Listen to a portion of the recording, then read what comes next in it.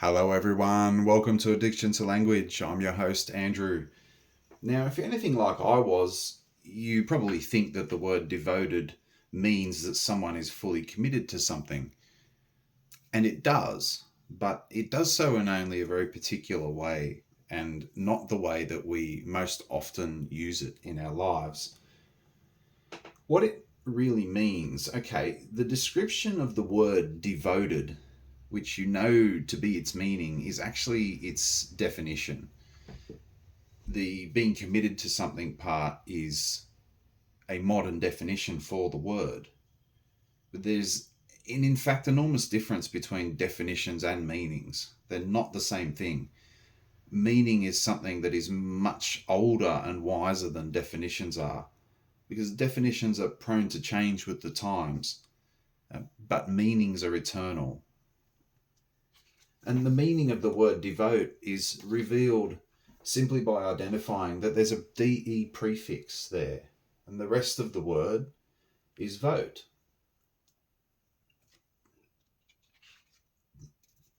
So a de prefix is defined as meaning to not have or to not be. And so therefore the word devote as a whole actually means to not have a vote, to not have choice. To devote yourself to something is an equivalent to being a slave to it, where you have no choice. You are devoted. You have no choice in what happens to you. So you have to be careful about the deeper underlying meanings hiding under the definitions of the words that you speak. They could actually be disempowering you instead of empowering you. A word you might think is synonymous with devotion is commitment.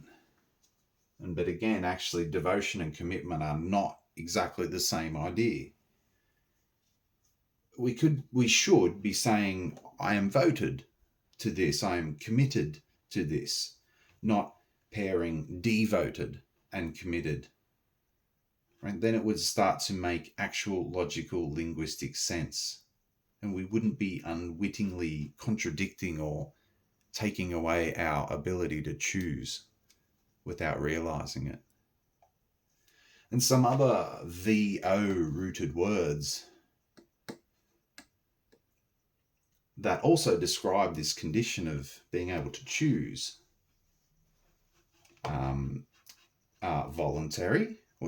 volition and voluntary. So you can see we still have the VOT letters that are in vote. That's the link through in conceptual origin. Okay, there's a few extra letters added in here for extra detail.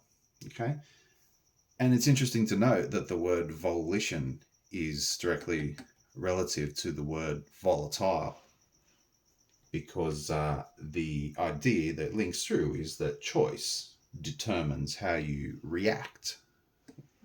That's the link to volatility.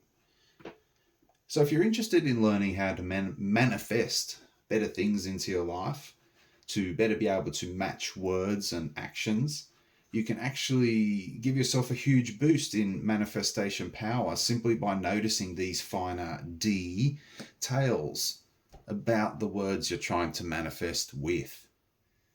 And if you adjust your speech and thoughts to align with the deeper meanings under the misleading surface level definitions, then the sky is not even the limit for your ability to influence your spiritual and physical environment.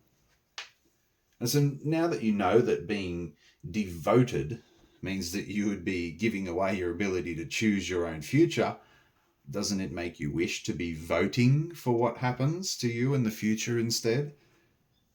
And see, understanding these deeper, more ancestral meanings behind our words simply means that when you try to have a conversation with the universe, with time itself, well, the universe will be more likely to understand what you are saying and agree with you.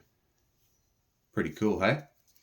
Well, simply give your vote to Addiction to Language today so you can keep building up your own personal power base of amazing word manifestation tricks. Until next time.